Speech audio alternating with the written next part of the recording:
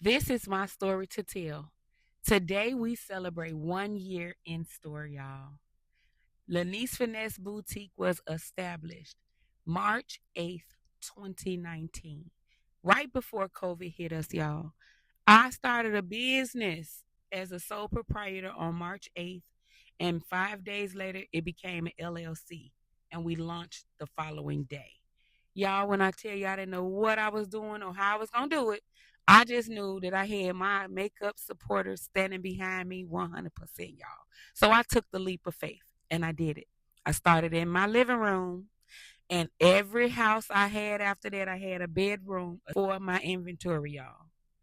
I almost didn't make it to this point because my mother took sick in 2020. She came down with metastatic cancer. She was diagnosed in June. She was dead within 3 months.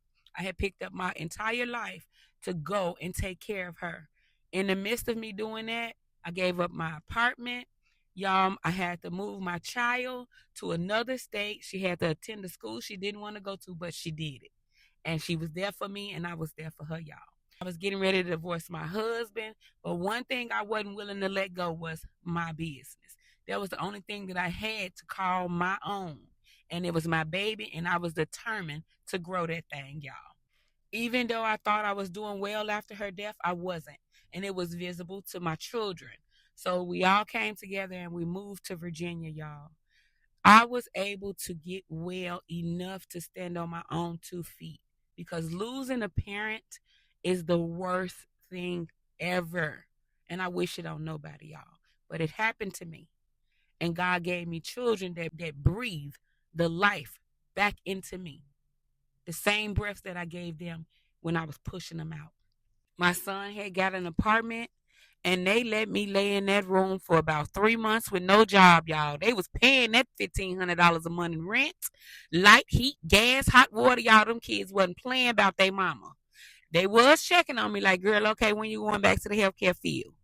I said, I'm gonna get a job. I'm gonna get a job. Y'all know what I did. I wasn't well enough to go back to the healthcare field to take care of other people's families because I felt like mine was neglected, which it was medical malpractice. But we're not gonna dwell on that, y'all. So I went and got me a job cleaning toilets. They gave me $11 an hour, y'all. I was cleaning them toilets in peace, had my headphones on. I didn't have to work with nobody. I was doing my own thing. My kids was shocked, like, come on, mama, you ain't made $11 an hour in I don't know what, a decade. Cause y'all, healthcare did me all right. They treated me well. But to make a long story short, y'all, they held me down. And the day when they seen me stand back up, they all started clapping. You hear me? They show up for me like no other. I don't worry about the people that don't show up for me, like my family, my sisters, brothers, uncles. I don't worry about them because the people who truly love me gonna show up. My kids show up every time, and I love that for me. So about a month after I started cleaning them toilets, I decided to reapply to the job where I resigned from, and y'all, they rehired me. It was shortly after that I decided to go ahead and get the apartment we were living in zoned so that I can open up Lanice Finesse Boutique LLC in Virginia, y'all.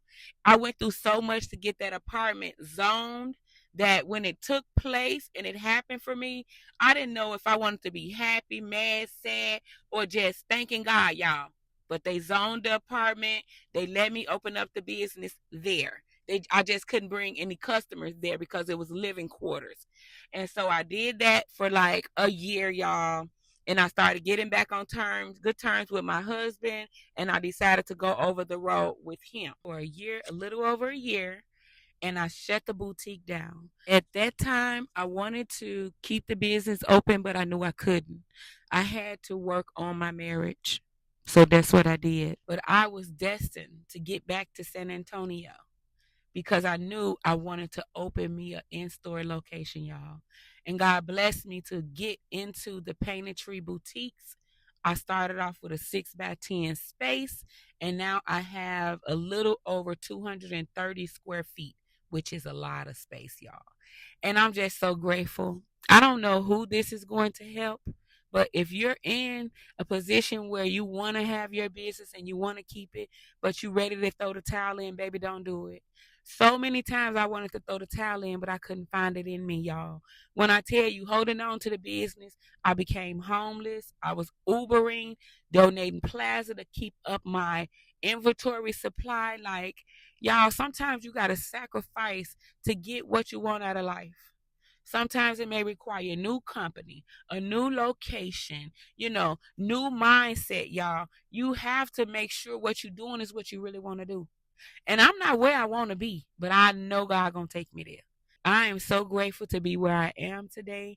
And I am living out prayers that I prayed years ago.